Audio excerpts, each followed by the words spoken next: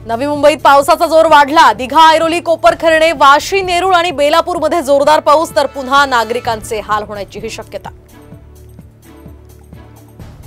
मुंबई नाशिक महामार्गावर आजही पुन्हा वाहतूक कोंडी। ब्रिजच्या कामामुळे गेल्या आठवड्याभरापासून नागरिकांना प्रचंड मनस्ताप।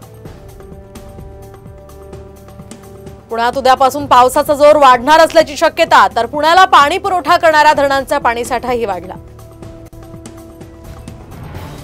नाशिक जिल्ह्यातही दमदार पावसाची प्रतीक्षा अजूनही कायम, तर पावसाअभावी जिल्ह्यातील अनेक भागांमध्ये दुबार पेरणीचं संकट। शेतकऱ्यांची पिकं आता धोक्यात। सिंधुदुर्गातल्या फोंडा घाट मार्गे कोल्हापूर वाहतूक अखेर आजपासून सुरू। गेल्या काही दिवसांपासून पावसामुळे बंद होती अवजड वाहतूक। महाबळेश्वर पाचगणी शहराला पाणी पुरवठा करणारा वेण्णा तलाव ओव्हरफ्लो। शहराचा पाणी प्रश्न मिटला, तर नागरिकांमध्ये समाधान। साम टीव्हीच्या बातमीचा इम्पॅक्ट। पंढरपुरातील दर्शन रांगेमध्ये भाविकांना धक्काबुक्की करणाऱ्या सुरक्षा रक्षकाचं निलंबन।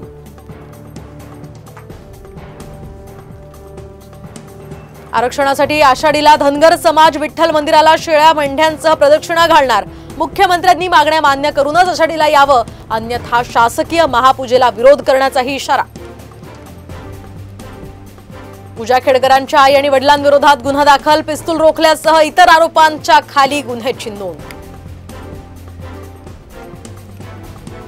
वाशिम जिल्ह्यातील मंगरुळपीर तालुक्यातल्या समृद्धी महामार्गावरील टोल कॅबिनमध्ये चक्क साप। कर्मचाऱ्यांची उडाली धांदल। अमरावतीतील 2 चिमुकल्यांचा कॉलरामुळे मृत्यू। पाईपलाईन लिकेज झाल्यामुळे गावकऱ्यांना दूषित पाण्याचा पुरवठा। प्रशासनानंच चिमुकल्याचा बळी घेतल्याचा आरोप। पुण्यात पत्नीचा खून करून तिनं गळफास घेतल्याचा बनाव रचल्याचा धक्कादायक प्रकार। सहकारनगर पोलिसांकडून मारेकरी पतीला अटक।